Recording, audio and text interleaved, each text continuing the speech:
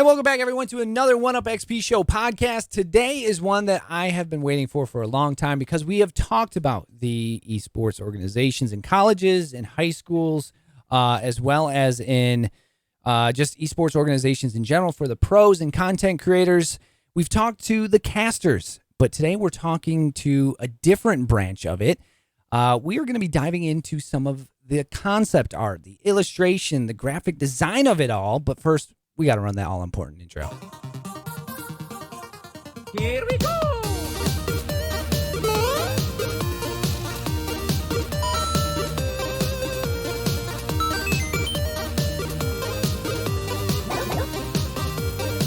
Okay, let's go!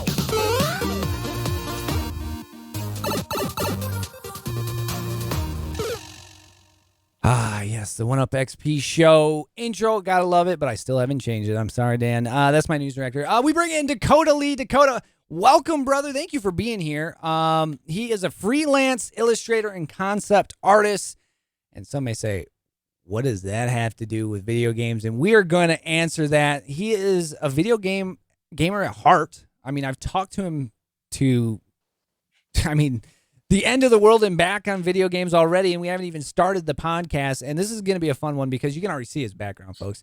The concept is just phenomenal in it. And when I show you some of his artwork and we hear about some of the games he's worked on, you'll understand, because you have to remember, video games start off, in someone's head, and then they meet paper, and then we design them with computers or however you might design things nowadays. I mean, it's just wild now when you think of video games. But Dakota, welcome, brother. Thank you for being here. I appreciate thank you for having me. I really appreciate you taking the time to talk. Oh, of course, man. I thank you for the time to talk, because this is a really cool concept. I've known many artists in my life, and it's always a wow and just kind of a crazy factor when it comes to seeing somebody make this or bring this to life, if you will, because it's all in your head, but you have to somehow get it from your head to the screen and then eventually into players' hands when we're talking video games. But let's dive into you first. Give me some background on Dakota and gaming and how you ended up where you're at right now. Yeah, so in generally, I've always just been fascinated by it, just from owning a PlayStation 1 back in the day to just like watching like my cousin play Resident Evil 4 when I probably shouldn't have, because I was way too young. That kind of blew me away. Yeah.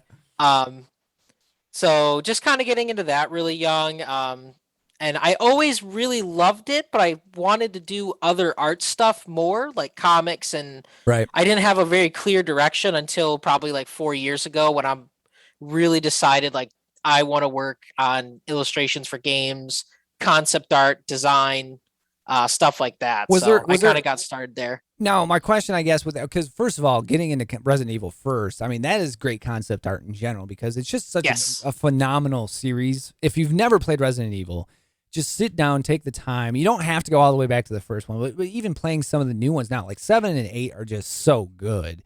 Yeah. And the redesigns of 2, 3, and 4 have just been so good as well. But what game like kind of turned your head 4 years ago and said, I want to do this? Was there a game in particular that kind of made you like stop and say, I want to become a graphic designer? No, it was more of just wanting, I was very directionless, and I was kind of getting to that point where I needed to like nail something down and figure it out. Right. And I was just on ArtStation a lot and looking at concept art for like Mortal Kombat. And right. Then I was finding a lot of other art for like older games, and Outlast 2, I really like. Faraz Shanyar did some art, and I really like his stuff. And I was like, okay, you can do this. It's a pretty good living. It's hard, but it just seems to be like my logical like conclusion of what I like to do, and then what I can make a living at. So I just kind of ended up going that route and haven't looked back since. Yeah, I mean, when I'll show you some of his concept art that he has from ArtStation.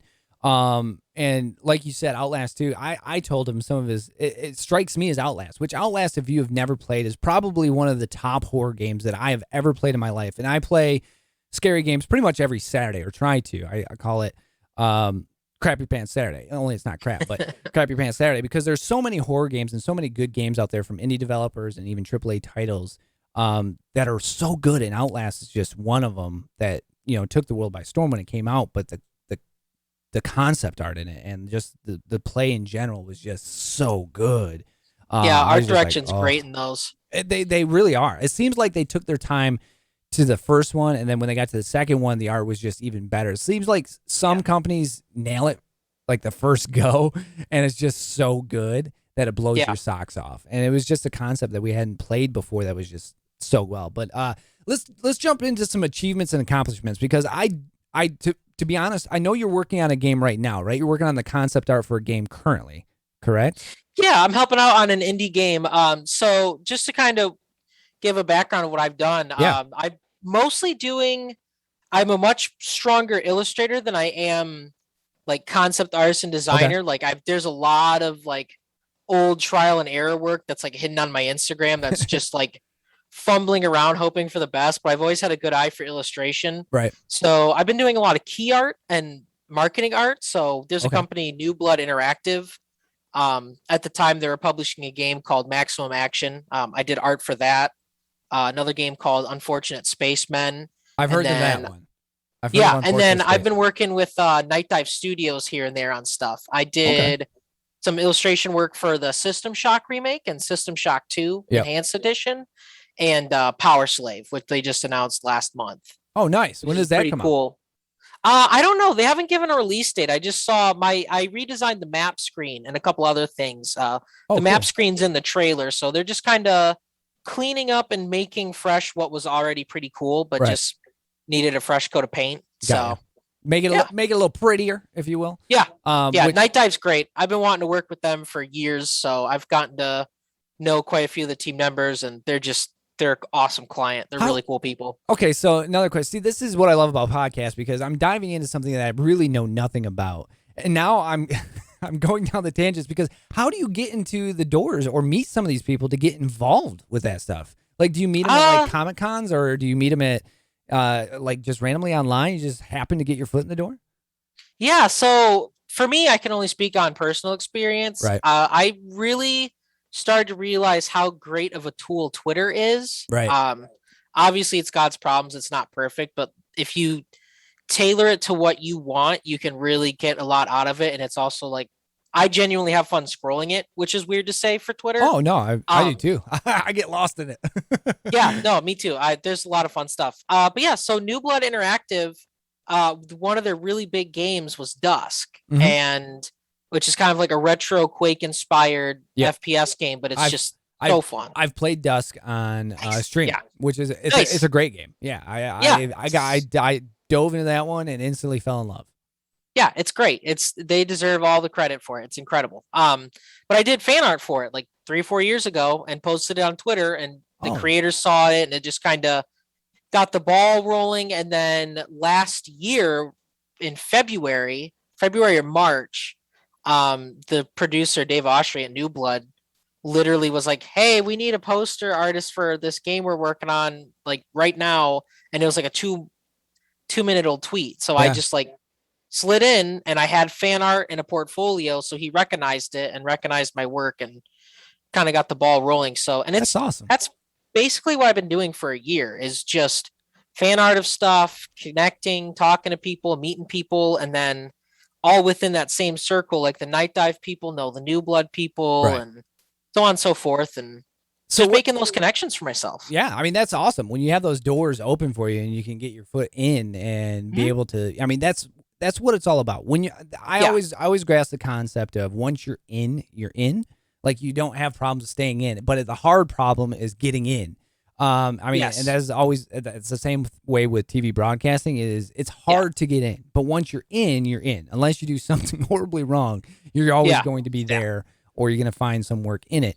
And I feel like video games in general, it's not hard to get in, but where there's different categories, it's hard to get in. And once you're in, you know, your work gets recognized and you're kind of in. Like, everyone's gonna be like, "Who did that?" That was I'm very fortunate enough to have that, because like those types of games, there's a very niche kind of community around them that that there's all similar games. Mhm. And so my work and what I like kind of naturally gravitated towards that. So I was very lucky to have found an audience, because it's much harder to break in on the overall like AAA space, because there's just so much. Like it's so saturated. Oh yeah. That's the hardest part is just getting seen. And if you And ever sometimes it's doing that fan art, you know? Oh yeah, and if you ever look at Steam in general and just look at games, you can see how Yeah. saturated it is. Yeah. Like when you jump into the world of PC gaming, like it's different on console because there's not nearly as many games. But when you jump into Steam and then see all the indie games and you see all the Yep. AAA games, I mean, like there is just a plethora of games that go that fly under the radar because nobody knows it, but it might be a Yeah. great game, and that's what I like doing. Is I go through on Saturday nights. I'm like, oh, this horror game, we'll try that. Sometimes they're winners, sometimes they're not. But Yeah. sometimes you find a game that's like, wow, where's this game been my entire life? Yeah. And that is what Outlast was for me because I had never heard of Outlast. I just tried it and I was like, what am I playing? This is amazing. And it was so cheap, but it was from, at the time, a small company. Yeah, Red Barrels is still pretty small, I think. Yeah, they are. Last time I checked their website, they're still pretty. I mean, I'm sure they probably outsource some certain Mhm. jobs, but yeah, they're still pretty small. And I think that's what makes those games so good is they're all people who have Care all about the worked- game.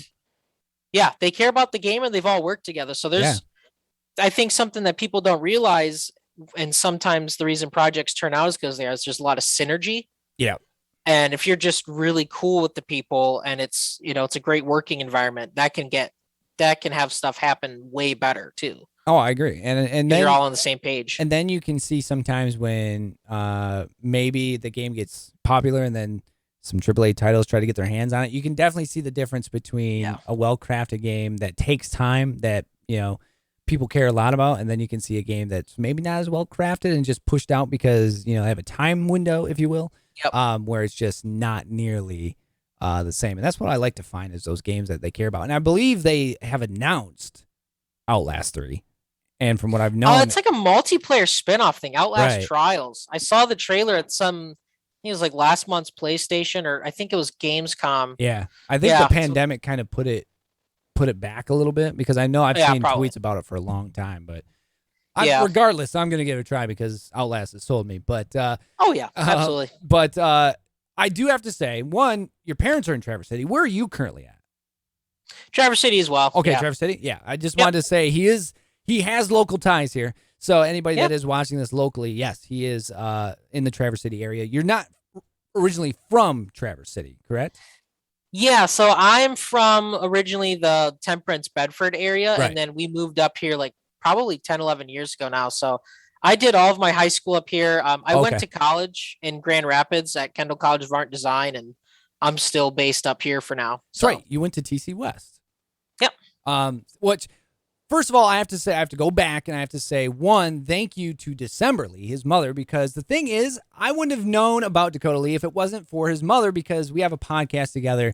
Her and Smitty, two good friends of mine, and we have the Rock and Roll Roundtable, and we talk about anything that is pretty much music related, and we give each other albums. But it was funny because I was expressing, how much I love video games and how much of all this, and then she didn't mention it right off the bat. It was probably 4 episodes in, and she's like, "Oh yeah, Dakota, my son deals with video games." Like, wait, what? Why didn't you tell me this beforehand? And then I had the pleasure of meeting you on your birthday at the brewery in Traverse City, and we hit it off. I was like, I gotta have you on the podcast because this is something I know nothing about, and if I know nothing about it, there's a lot more people in Northern Michigan that don't know much about it. But this is another branch of video games that kids can go to school for, and like you said, have a good living and even possibly get school paid for. Like this is again another wing that people just kind of let fly under the radar or don't know anything about, just because it is not brought to the forefront. But we're gonna get into some of the questions here because I am just full of them at the moment. Sure. You mentioned it earlier. You said Kendall down in Grand Rapids. So what did you study down at Kendall? So Kendall, I kind of jumped around a little bit. So I went in for illustration for a couple of years. And so I did a lot of my core classes and then a couple of like illustration basics. And then I ended up in digital media for my last 2 years. Okay. Which I'm kind of a boomer. Like it took me way too long to set up like Zoom and like make sure you could hear me.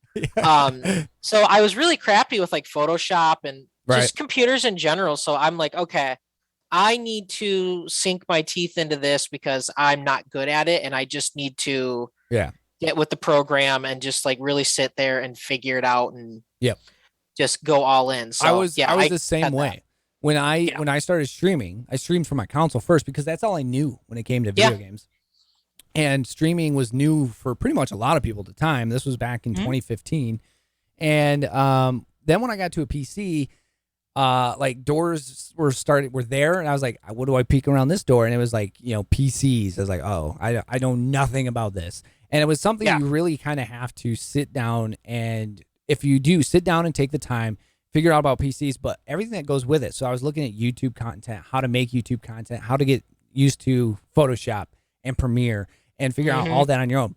And it takes time, but when you're done with it, you can make solid projects with simple tools. And it's great to, get on that bus, because I was just like you. I'm a little bit older than you, but I was just like, hey man, I gotta figure this out, because this wasn't my cup of tea, Even as a weatherman who worked with computers, this type of computer work was so lost on me.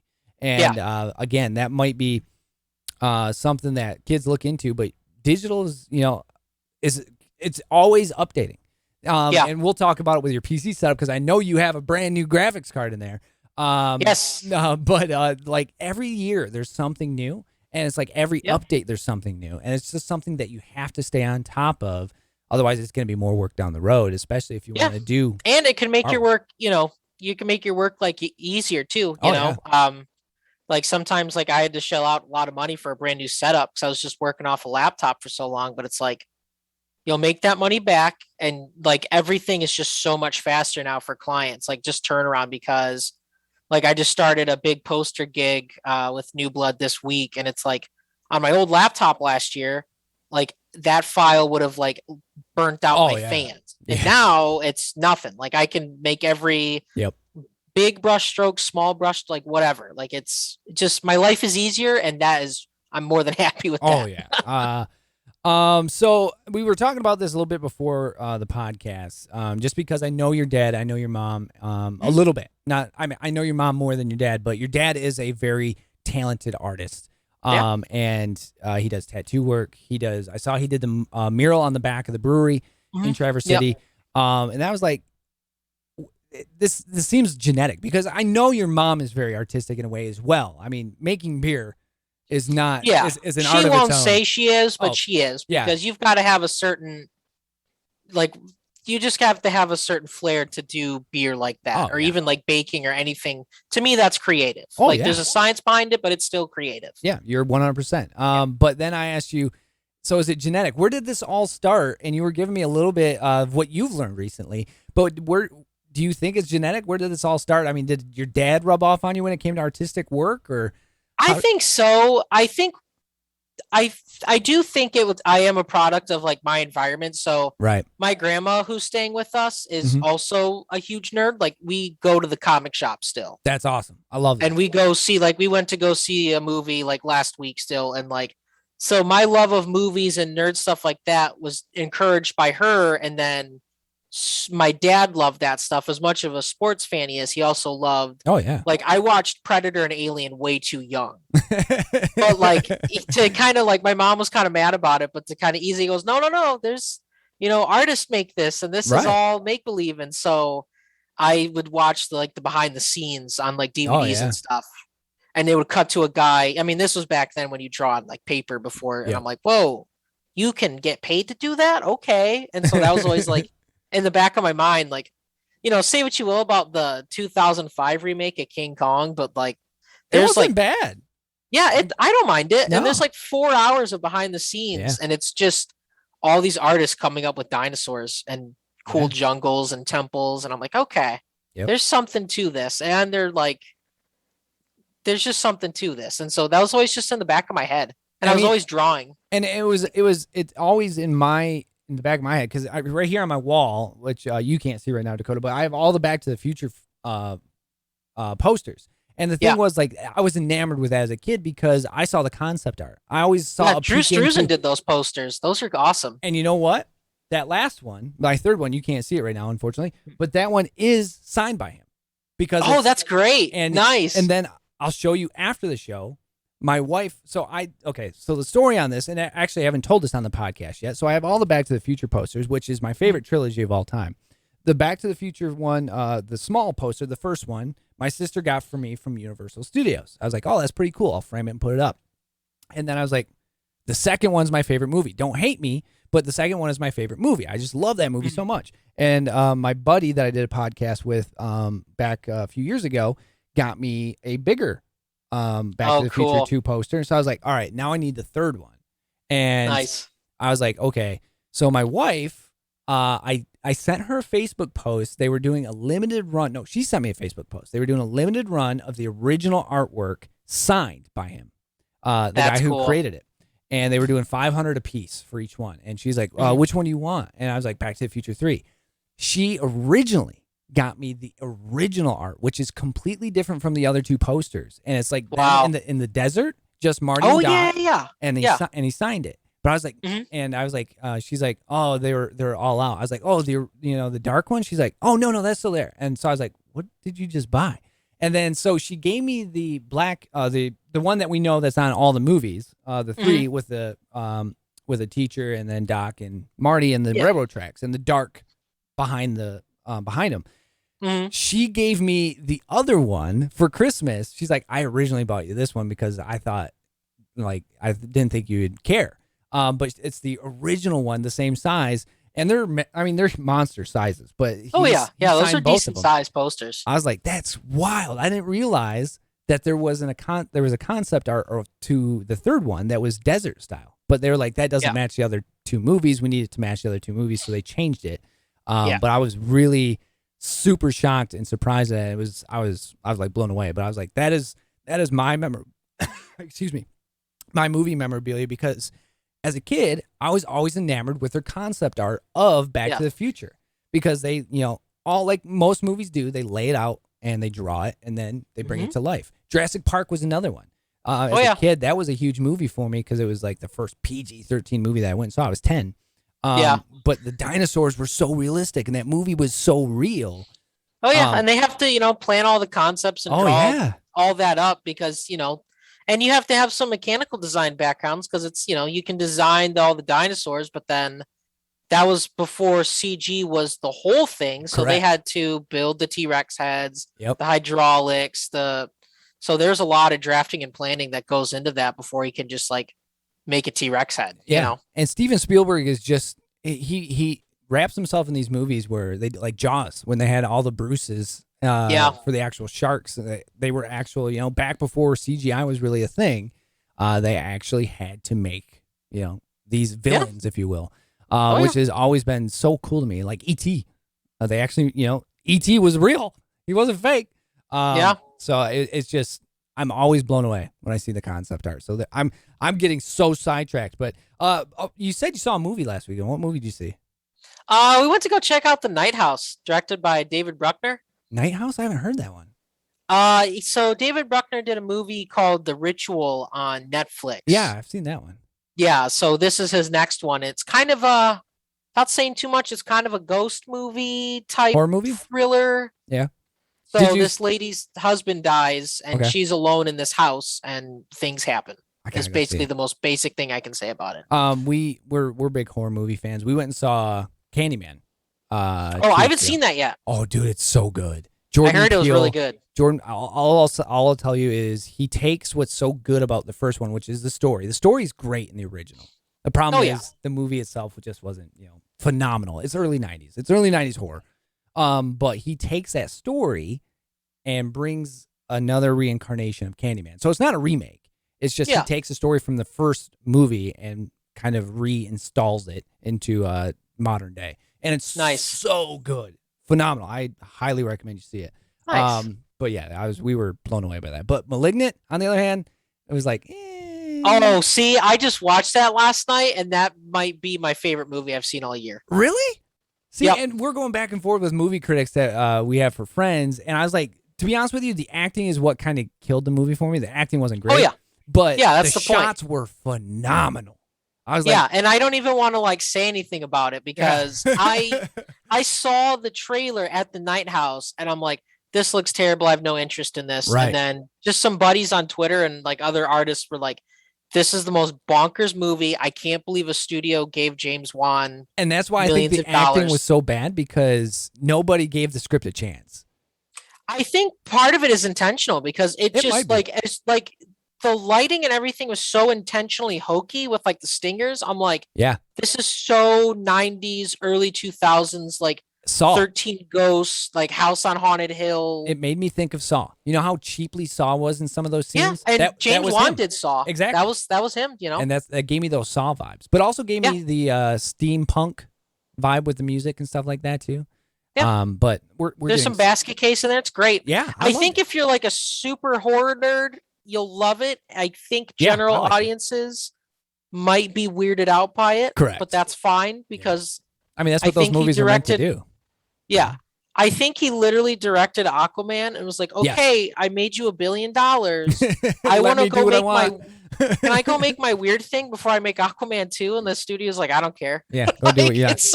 It's nuts. I loved it. I did too. It was just the acting for me, but I know he does that intentionally in some of his movies. But he is a phenomenal director. And now we're back to where we started here, because I wanted to see what movie you saw just in case, and that was what I was looking for. But what is your dream game or art project? I know you're an illustrator. You like comics a lot too. I mean, comics would be phenomenal to illustrate for. But is there a game in particular that you would love to just sit down and take a shot at for concept art or for illustration? So this is going to be a total like shameless plug, but I'm kind of doing that for fun in between all my client stuff right now. Yeah. I really love the game Condemned: Criminal Origins. It was a 360 launch title. Yep. First person kind of melee with some weapons. It was the first game I had for my 360.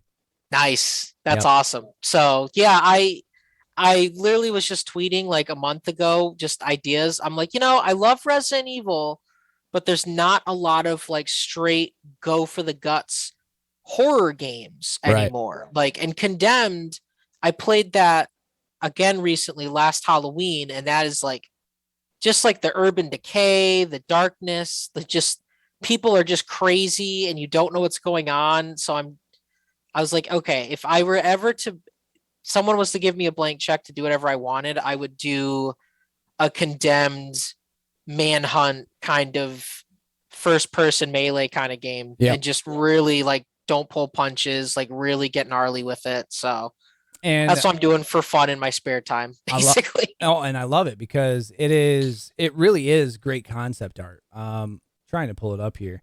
I do have it up, and for some reason this isn't wanting to pull it up, but the concept for it is phenomenal. Like the guy that you picked out there in the from his hands to his shoes, that is Condemned through and through. That's the main character's color palette. Yeah. And I so love this guy I came up with was just like, I'll have a journalist investigate the city and he gets caught in it. But then I'm like, to kind of keep it in that. And a lot of survival horror protagonists in general have like that green jacket, tan pants, boot look. Right. So I probably went too tropey, but I love the tropes. So I just like dove all in. and I'm like, this is what I got to think all day. This is just me having fun. Yeah. And I absolutely love it because it really does. If you've ever played Condemned, I highly suggest you go out and you do play it because it is such a great game. And here's some of his concept art that I pulled up. This is from his it's really a portfolio, if you will. That he's some older work in there. Yeah, some older work, but it is really, really well done. For some reason, I just can't pull up your Condemned. But if you do get the opportunity to play Condemned, because it is so good, and they haven't made a second one that I'm aware of, correct? Yeah, the second one has some cool moments, but it's kind of a mess. Like it goes like way overboard with the story. Where Condemned 1 was very subtle. Like it was like Urban Decay meets Hellraiser, and you kind of filled in the gaps. And two is still good. Right. But I just have a weird fanboyish love for 1 that I can't get rid of. So that might be part of it. And I'm right there with you. I absolutely love the first one. It was so good because it was something different than we have played before on a console. That was, and it was published by Sega. Hmm. It was in hands because it was like the first game that came out for 360. So everyone was grabbing it because there wasn't games out yet. Yeah, it was a For a launch brand, title. That yeah, was a pretty that big was deal that was back a in the big day. deal. And it was a great game to play through if you get the opportunity. So I highly recommend it if you haven't played it. It's called Condemned. I Yes. know you can find it pretty much anywhere. I think Yeah, you can even Steam play it has now. it. Yeah, Steam has it, but I think you can even play that updated title on the new Xboxes. I believe it's cross. Yeah, I there's could be wrong on that. crossplay, so you can Yeah. probably find a dirt cheap copy somewhere, 360, or I don't know if it's on Game Pass. I don't have that, but Steam, I bought it on sale for like 99 cents or something Yeah. like that. So It's you'll find it. it's definitely worth it. It's Yeah. definitely worth your time. But what challenges do you face in the business right now? Obviously, like you said, getting in is kind of a big thing. But what are the biggest challenges in the business right now? Whether it's illustrating or whether it's concept art, what is the biggest challenges? Honestly, just maintaining the work. So right now I'm kind of taking it slow this fall because I've done a lot of key art and illustration stuff for games, and like Mhm. I want to do concept art more full time, but I don't really have a lot of concept arty new things that are like Right, hireable. Like I have a lot of old student work, I've got a lot of old projects, but nothing like hireable. right, So like I don't have like the props, the environments, the breakdowns. So in concept art, um mostly a lot of it is like front, back, side view of a character so the 3D modelers can work from it. right. Props, breaking down things in the environment. So working just seeing where I want to go and how to get there is sometimes the hardest because you really need to like I just have a Google Doc of just like my fall life planned out basically. So Right. that's been the biggest struggle for me is just maintaining the clients and meeting new people and paying the bills and stuff like that, but then looking 10 steps ahead and going, What's okay, next? Yeah. this is what I've done. I'm Mhm. happy with this. I learned a lot. Let's do this now and let's pivot and let's just do our best Right. to get there, basically. Yeah, So and I think that's a lot. I mean, that's a lot of people's initial yeah, it's struggle. careers, Yeah, I mean that's when you and for me personally, it's kind of that way when I've been so comfortable in my bubble doing weather for the last 11 and a half years on MTM.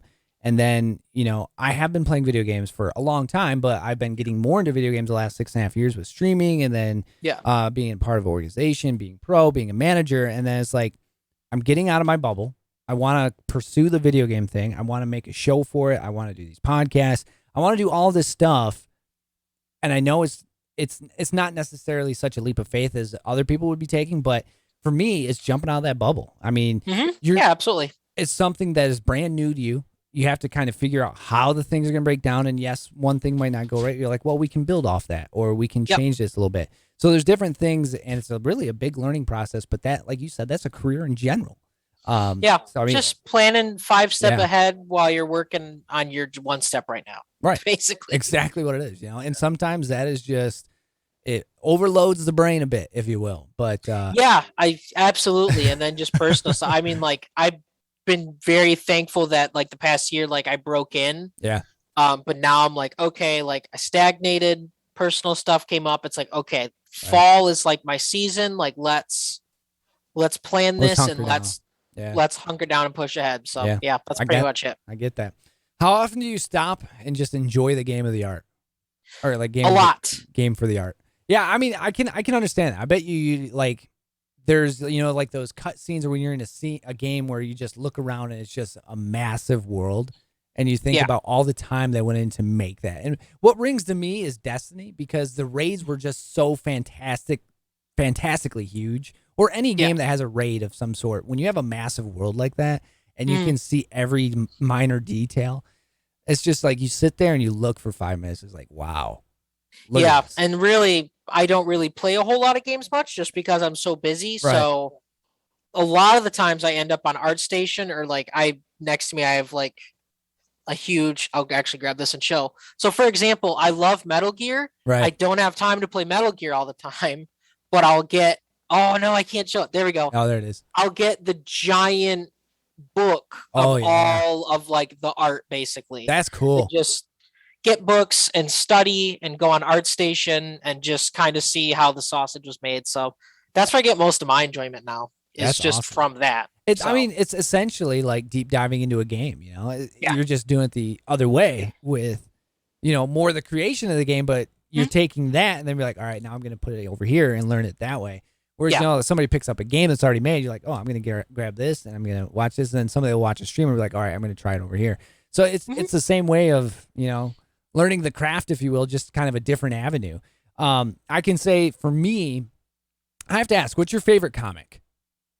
My favorite comic? Yeah. Hellboy. Hellboy? That is a good comic, by the way. Yep. For me, what really I dove deep into was the Walking Dead comics. Those are, I haven't read all of them, but man, those are so I have all of them in compendium form. So like that nice. big Metal Gear, those big ones? Yes. So there's 4 of them, and I have 1, 2, 3, and 4. We just got 4 not too long ago. I'm 3/4 or a little over 3/4 through 3. And the graphic novels of those are just so good. Yeah. And the illustrations are just so mind-boggling. But I was just like, man, this is just so good from core. It just sucks that the show kind of went off the rails a little bit. But I was just like, man, this comic is just so good. That's actually what got me into a lot of comics. That was a gateway for a lot of people. Because that was another thing is I grew up reading a lot of comics as well. Not so much anymore, just like I just get so busy with like my own stuff. I don't really have a lot of time to consume new media. Yeah. But it's crazy seeing the explosion, and especially like Robert Kirkman and what he wrote, Invincible. Yeah. Yeah. And then Invincible's blowing up, Yep. and Ryan Otley and Corey Walker are getting talked about, and all the other artists and team members, and it's like, great, this is awesome, and I hope more people read that stuff because that source material is incredible. It's absolutely unbelievable, and the things that I've learned with graphic novels and comics in general. I've gone back through some of the Batmans and I mean just comics in general. I just never really had an appreciation for them as a kid because growing up in the 90s, comics weren't massive at the time. We had everything in cartoon form. So we had X-Men in cartoons, we had Spider-Man in cartoons, we had everything in cartoon form, and they stayed pretty true to the comics for the most part. Yeah. But then did you get into it in the early 90s? Because that was like the peak before the bubble burst. Like, you could do an issue 1 and that sold more than video games. And that was, I didn't get into comic book form until early 2000s.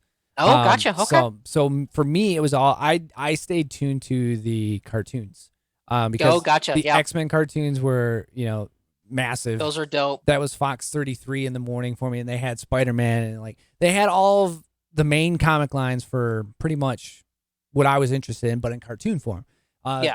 Teenage Mutant Ninja Turtles, I didn't have to read the comics because the cartoons were there, and then they had movies. And I was just like, I didn't pick up the comics until I realized that there's more of a story and different story when you turn to the comics, and it can be both graphically and also mentally taken different ways or different paths rather than in a cartoon form. And so then that's when I discovered my stepdad had just a treasure trove of comics. He had Wolverine, the first edition. And that's cool. And that's where I started diving into Wolverine. So when the Wolverine movie came out, I was like, oh, this is going to be great. And then I was so let down because it was nothing like the comics. But I was just was pretty much me up until Logan. I'm like, this is awful. Exactly. I was just like, come on, man. Like, I love Hugh Jackman as Wolverine. Just give me a good movie. And then Logan, I was like, yes, that's great. But that's when you kind of saw the whole comic book movie scene turn was, I really don't blame Hellboy. I actually commend Hellboy because that's where it kind of started getting more realistic, which I was like, hey, I'll take more realistic comic book movies. Just give them to me in good form. Don't make a crappy movie out of it. Well, Blades kind of started it all, and that was like a hard R adult movie, and now it's kind of crazy. Like the chain, like we're starting to see more and more, I guess, like adult oriented stuff. Like I loved Logan because Logan was good because you didn't need it to be about a guy with claws. It could just be like an older guy in any situation, and it would have worked. You know. And that's what I love about giving Deadpool the right. They made it that way for a reason, and that I mean, Deadpool needed to be that way. And Ryan Reynolds is really good at it. I mean, he's top notch when it comes to marketing. He clearly loves it. Oh, that helps. Absolutely, and he put all of his energy into the first one. And the second one, I didn't like it as much, but it was still good. It was still rather hilarious. But the the Spider-Verse. When you go over to Venom right now, Venom is a hard grasp into more of the adult side of comic books. They're taking it the way that Venom should be, which I was like, I'm for it. If you can give me more of these, I'm on board for you guys having your own Spider-Verse. Like, yeah, I don't hate it. But then you have the Marvel side where, yeah, I'm good with that too, because they're doing them well, and if you're gonna do them well, I'm on board. Just don't give me something crap and then say, oh, it's great. No, it's not. Right. Yeah, there you go. Like, please just don't do that. So with the new advancements in technology, does it make your job easier or tougher? Easier. Yeah. I'd have to assume my so. ideas can get out faster. Oh, yeah, I didn't even think about it that way.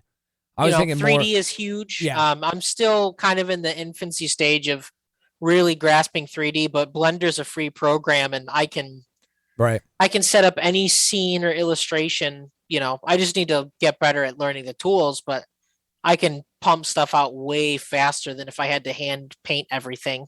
So the next question, I guess, for the side part of that would be, is it so with the technology being easier, making your job newer, making your job easier, does the market become more saturated? Yeah, it's super saturated right now. I mean, just from what I have looked, I mean, I'm still pretty young in the industry, just trying to figure everything out myself. But even before going in, but the trick is there's a lot of people who want to do it, but there's a lot of people who don't understand it, right? Or don't really, they don't fully understand it, or their art's really good, but they kind of make the same things, if that makes sense. No, that makes sense. You can always tell when you go on the front page of ArtStation, like what the new hot game was the past 6 months, because everything kind of looks like that. Right. So like, for a prime example, like Borderlands. So when Borderlands came out, it had that kind of like pencil, that cell shaded kind of line art style. Yeah. And so for a while, everything was cell shaded, and it was like, okay, we can jump off this bus now. Like, it was good for Borderlands. It's not good for you. But yeah, I understand 100%. I always actually go back to movies now. I always put that with Tim Burton. You know when it's a Tim Burton movie because the things. Oh, sure. He's got his distinct style. Right. Yeah. Exactly. But at the same time, you don't want to get lost in that style and then not be able to move on, Fortunately for Tim Burton, he doesn't have that problem, but it's just so unique. But yeah, like I see that in games all the time. If it's popular and hot, you're going to see somebody ride the coattails. I mean, that's how it's always been. So you just got to try not to get caught up in that wave. Like, I noticed it, especially after, what's it called? The Last of Us came out. Oh, yeah. Yep.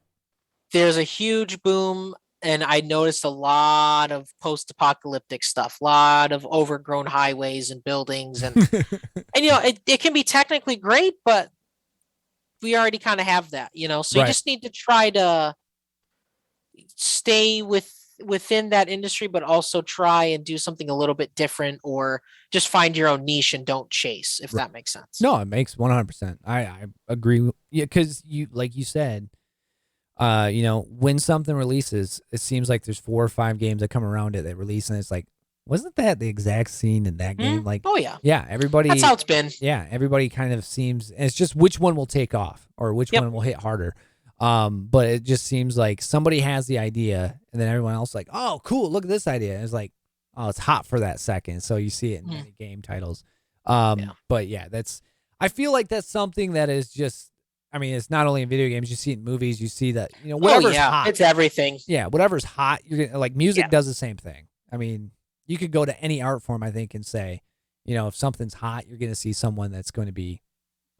Take inspiration from it, if you will. I'm not even going to put it the bad way. I'm going to put it the easy way. Take inspiration from it, if you will, rather than like plagiarize or anything like that. But they're taking inspiration from it, and you see it in many different forms. But yeah, I 100% agree. But I love your work, man. I absolutely love it, and I'm thrilled about it. And I hope, and I know for a fact you'll find your footing there. But I really hope Appreciate it. Sooner than later, because it is phenomenal. All right, so we are at the end of the questions now, and we got to get through some special segments. And I have to run through your rundown. I know what you got in your rig, so this is going to be phenomenal in many ways. Let me get my pieces of paper. But first of all, So we always go through this. If you're new to the podcast, we always sit down and we talk about what does your setup look like. Some people, they don't really have a setup. Others, do, especially if they game. Like you said, you don't play many games much anymore because you're always busy, but you have to graphically design. So I know you got a setup. So run us through your setup. What mouse do you use?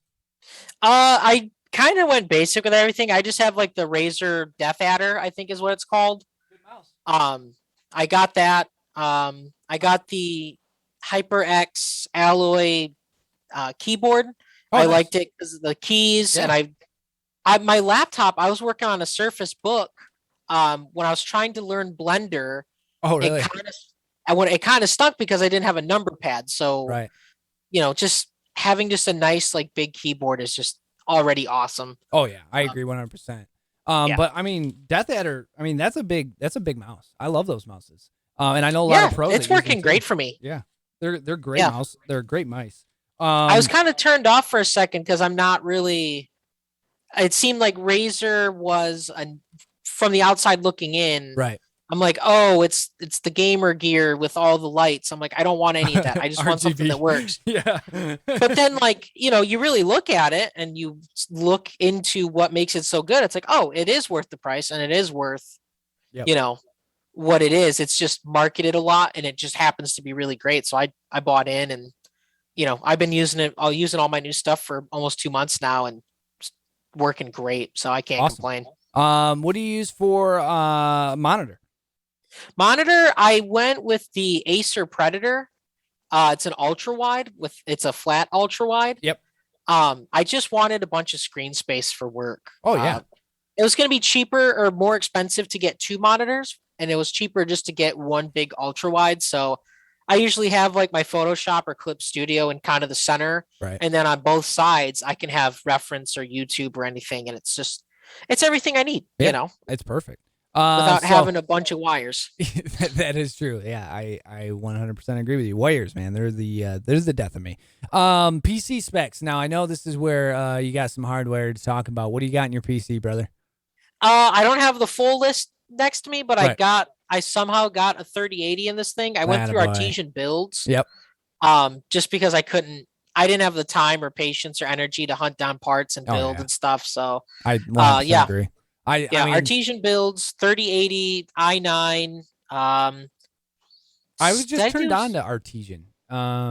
There's a streamer by the name of Pestily. He plays Tarkov. And Tarkov is a great game that I play quite a bit. It's a extreme survival shooter looter, very very realistic. Okay, yeah, I think I've seen some gameplay of that. Yeah, it's crazy. I think you'd really love it because I mean it is pretty much as realistic as you can get. And it's from a small company called Battle State in Russia, and it's a really great game. But yeah, he uses Artesian builds, and they were giving PCs away for a month. But I had never heard of them before, and I actually just found them. They seem really, really, really good. No problem so far. Yeah. I mean, I heard of it through a podcast I've been listening to for a decade. So nice. I just dove in and went for it. That sounds like a hell of a build, brother. I'm not gonna lie. But then again, you have to deal with all that graphic stuff, and then you need a little more sauce for all the graphics nowadays. So I just want my life to be easy every day, so that's why I spend all the money. Exactly. I 100% hear that. So all right, now we're gonna get to the 10 rapid fire questions.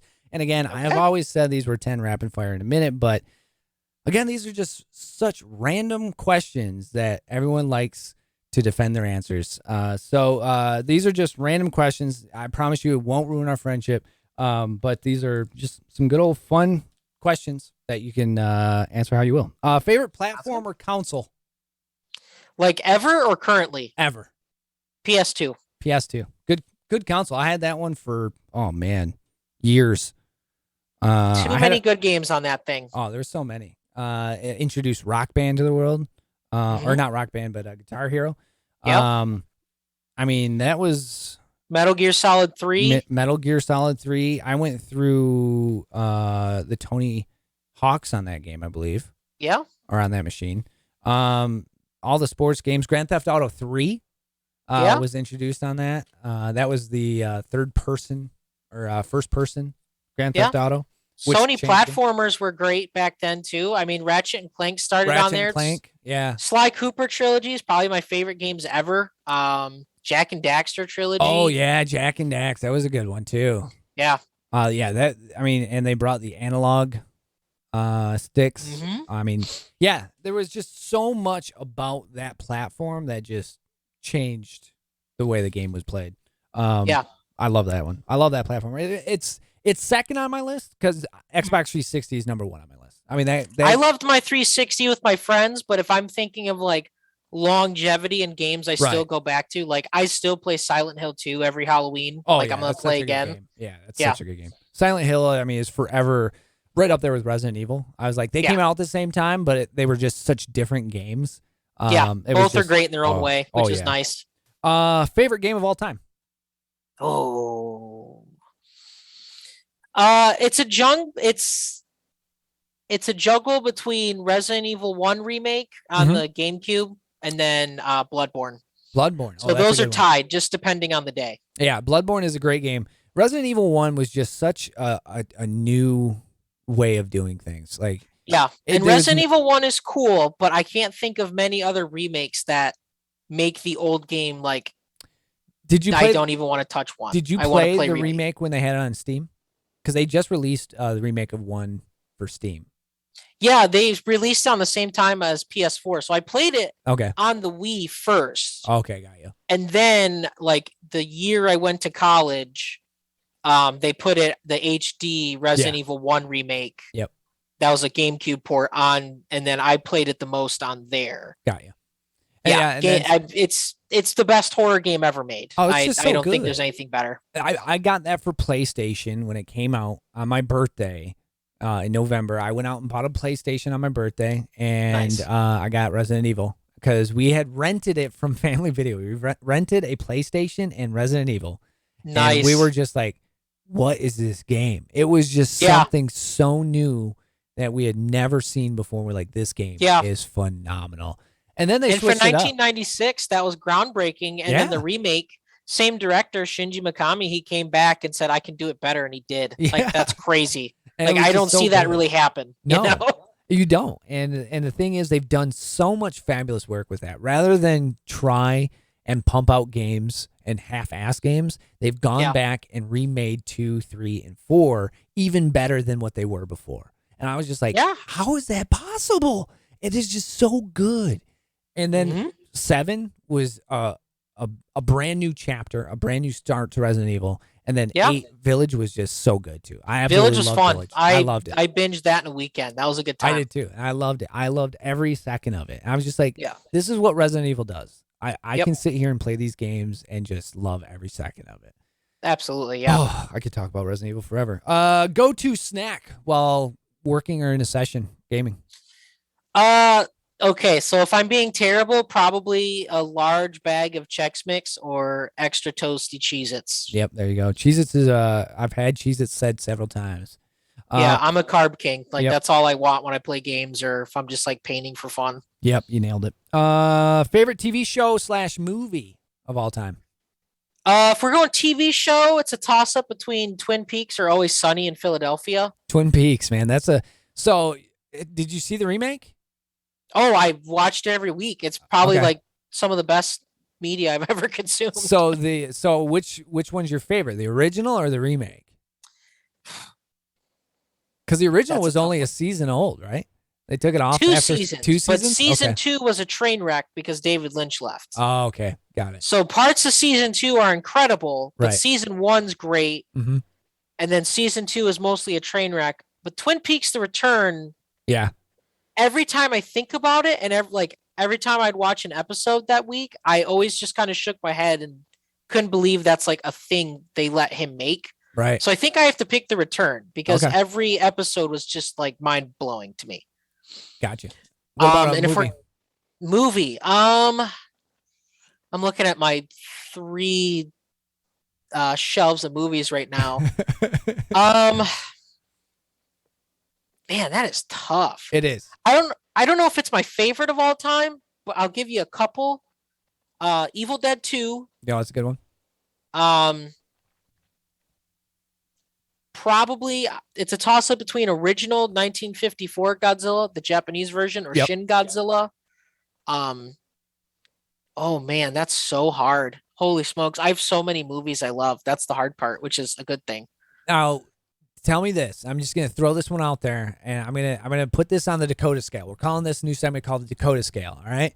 Okay. I'm gonna throw this out here because it was a big deal in 1997 when this movie came out, and it was huge in my eyes because I was so young and I shouldn't have been watching it. But they sold it as it was a real life event. Blair Witch Project. Have you seen? Great. Have you seen the original? Where does it rank on the Dakota scale? It's not one of my favorites because like there's a lot of other found footage movies I think did what they did better. Right. But I watched it a couple of years ago and it still holds up.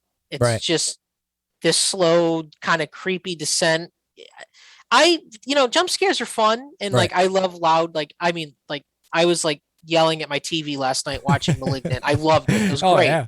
But like I love things like Lake Mungo and Record that like really, if we're talking like found footage kind of movies, those kind of stick in your skull. Like I spent $50 on a Lake Mungo special edition. I don't have the stomach to watch it again. Like it's just like collecting dust on my shelf. You know what I mean? Like it's because it's so dark. Yeah. No, I understand that 100%. And for me as a kid, I think I was like 10 or 11, and they sold that. They marketed that as real life events, and it was like they made a website too, didn't they? Yeah. And they're like, these kids are missing still to this day, and that's back before internet, and nobody knew that this was like a marketing scheme. You couldn't just Google it in the middle of the theater. You just kind of went off of it and went, all right, well, I can't believe they let that happen.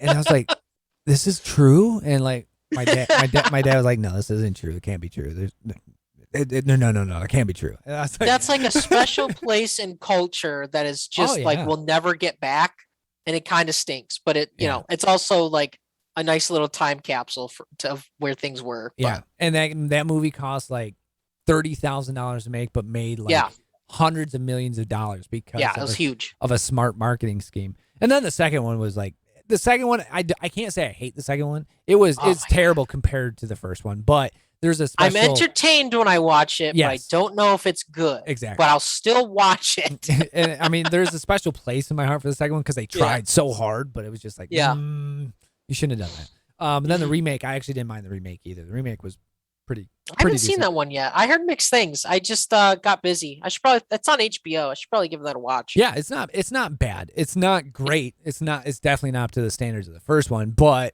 you know, they did a good job. It was cool to see it bring, you know, new life to a new generation. But favorite pro traditional team, sports wise. Oh, I know nothing about Come sports. on, man. You got to have a pro team of some sort that you like. I know your dad's a Montreal Canadiens fan. Any sports at all? None. I'm trying to think.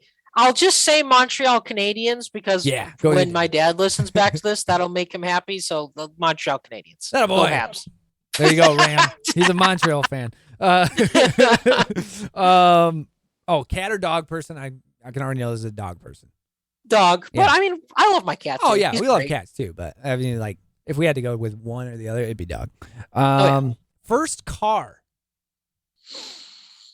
Haven't had one. You haven't had a car? No. Really? Didn't need one in high school. I lived in Grand Rapids for college, and that's another spot you're not gonna need one. Man, no. That makes sense. I mean, I usually, like, for me, it was a 1989 Ford Probe, white. Yeah.